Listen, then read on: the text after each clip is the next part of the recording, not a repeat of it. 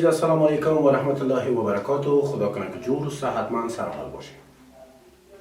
شاگردای عزیز، طبق پلان درسی ما شما امروز ما شما هم مربوط به درسای گذشته ما که ما شما داشتیم باز هم در دایره جرب است. یعنی درسای فصل اول ما مکملا طولش تمامش مربوط میشه به دایره ها. پس شاگردای عزیز، از شما تقاضا میکنم که خوب درسای دایره را یاد بگیرین که انشالله مشکلاتتان آهسته آهسته چی شد؟ رفع شد. پس خصوصیات وتر دایره را امروز ما شما میخونیم. اما درس گذشته ما شما زاویه های مربوط به دایره بود. یعنی ما شما گفتیم که در یک دایره ما شما معمولا 4 زاویه داریم. یعنی یک دایره کاملا یک دایره مکمل چند درجه می باشد؟ بسیار خوب، 360 درجه. پس امروز می خوانیم خصوصیات وتر دایره چی است. پس به اساس زمون درس گذشته ما شما باید تمام قسمت های دایره را خوبتر شناخته باشید. به خاطر ازی باز هم یک چیزی که یادآور میشیم شاگردای عزیز، هر مشکلی که داشتید با استاد مربوطه مکتبتان به تماس شوید تا بتانه براتان مکملا مشکلاتتان را حل کنه و شما را بتانه خوبتر و بهترتر درستان براتان یک مرور کنه. خب شاگردای عزیز، درس امروز ما شما هست خاص خصوصیات وتر دایره. پس ما شما میگیم در هر دایره قطر عمود بر وتر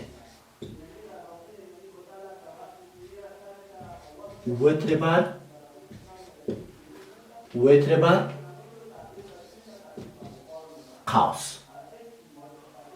قوس های چی؟ مقابل.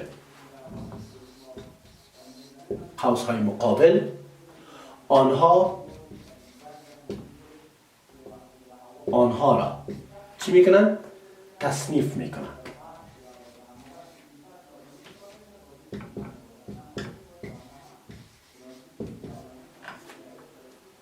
به طور مثال اگر ما شما یک دایره داشته باشیم،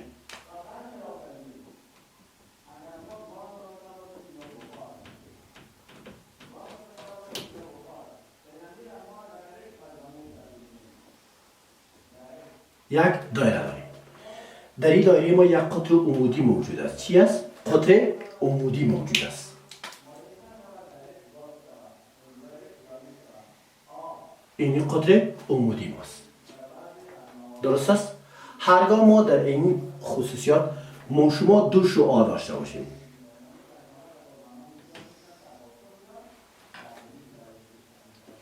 چی؟ قطر عمود بر دو شعاع داشته باشیم. چی داشته باشیم؟ دو شعاع. پس در این صورت ما شما میخواییم که اینا را با وترها، با چی؟ با وترها که ما شما اینی را دی، صحیح شاگرد عزیز، اینی را ای، اینی را بی، این را ما شما میفهمیم او. خب پس اینجا را ای قرار میدیم و اینجا را ما شما اچ قرار میدیم. خب پس ما شما اگر تمام از اینا را پیش خود داشته باشیم، پس ما شما کدام ما شعاع است، کدام ما قائمه هست و کدام نقطه مشترک ما شما داریم. در این عنوان ما معمولا ما شما جانبه است ما سرزمی است که خصوصیات وتر چی هست. وتر، خصوصیات وتر در دایره چی است. یعنی ما شما در صورتی که یعنی اینی یک زاویه و اینی هم چی؟ دومیش. زاویه اولی و زاویه دومی. درست است؟ خوب شاگرد عزیز، اول میبینیم او ای او و ای چی هستن؟ قطع خط هستن دیگه. او ای قطع خط او ای مساوی به چی است؟ این قطع خط مساوی به چی است؟ قطع خط او بی است. قطع خط چی است؟ او بی است. و هر دوی از اینا چی هستن؟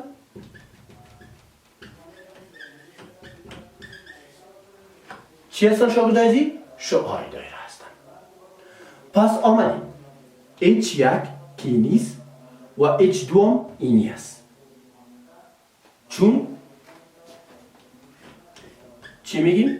زاویه H1 مساوی به چی است؟ زاویه H2 عبارت از چی هستن؟ قائمه. چی هستن؟ قائمه هست. پس در بین از اونا کدام یک قائمه میگیم یعنی 90 درجه هستن. زاویه های چی هستن؟ زاویه های قائمه هستن. پس ما شما آمدیم. خب اینجا OH یک مساوی به OH دو هست که اینی چی هستن؟ مشترک هستن شاگردای عزیز. چرا که مشترک هستن؟ یعنی هم مربوط به زاویه یک است هم مربوط به زاویه دوم است.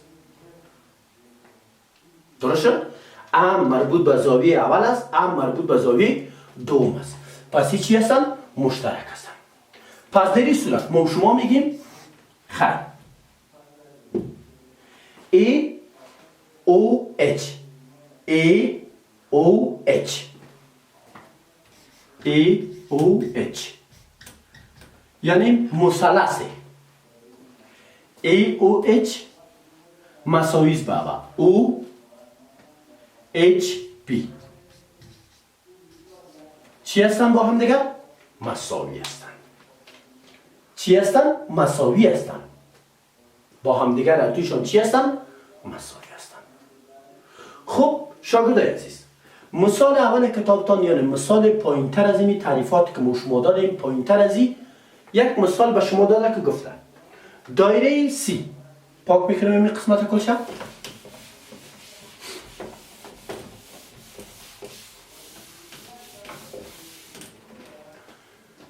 دایره C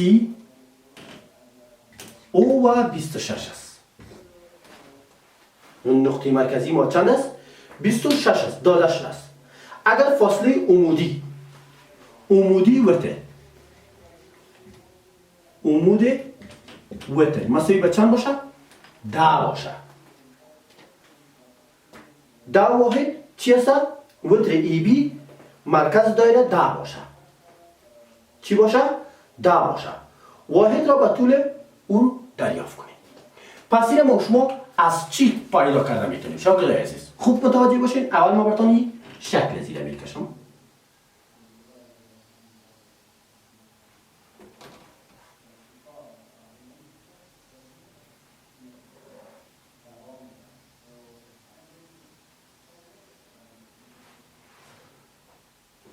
اینی دایره ماست. چون وتر است خیلی شما یا پایین یا بالا 1 متر میکشیم. این متر کشیدم. یک نقطه هم قطر کشیدیم. پس در قطر که کشیدیم پس ما شما یک شعاع ما چند است؟ شعاع ما را مساوی به 26 قرار داد. اینی مساوی به چند است؟ 10 است. پس اینی ما x است. پس حالا ما شما میخوایم این تمام از اینا رو چی کنیم؟ نامگذاری کنیم. چی میکنیم؟ نامگذاری میکنیم. A H و B ایخو او است. پس شاگردای عزیز حالا ما شما دریافت میکنیم این گفتیم از کدام چی کار میکنیم؟ از قضیه. خب از قضیه فیثاغورس. از قضیه فیثاغورس ما شما یه چی میکنیم؟ حل میکنیم. وتر یعنی AB AO مربعش مساوی است به OH بر OH مربع جمع AH مربع. پس ما شما تمام از اینا هست. او ای ما هست 26. چی؟ 26 مربع مساوی به او اچ ما هست 10 مربع جمع ای اچ مربع. پس ما شما ایره چی میکنیم؟ برعکس خود کار میکنیم. تمام از اینا را در میدیم. یعنی ای اچ این طرف میاریم که ای اچ مربع شما مساوی به 26 مربع منفی 10 مربع. در صورتی که این سوال ما را حل کنیم، پس AH مربع ما مساوی به 26 ضرب 26 کنیم میشه چند؟ 676 منفی و 10 ضرب 10 کنیم 100 میشه. خب شاگرد عزیز، حالا ما شما آمدیم که AH مربع ما مساوی به این را از هم دیگر تفکیک کنیم 576. خب اطرافش را تحت جذر قرار میدیم. اطراف چی میکنیم؟ تحت جذر قرار میدیم. پس ما شما آمدیم که میگیم AH ما خیلی مساوی است به AH ما مساوی است به چند؟ 24. پس حالا اگر ما شما بخواهیم که A و B را دریافت کنیم چی؟ AB ما را یعنی قیمت مطلقی AB ما را پس باید دریافت کنیم. پس میگیم مساوی است به 2AH است. 2AH چی ما یعنی AB ما مساوی است به 2 چند AH است.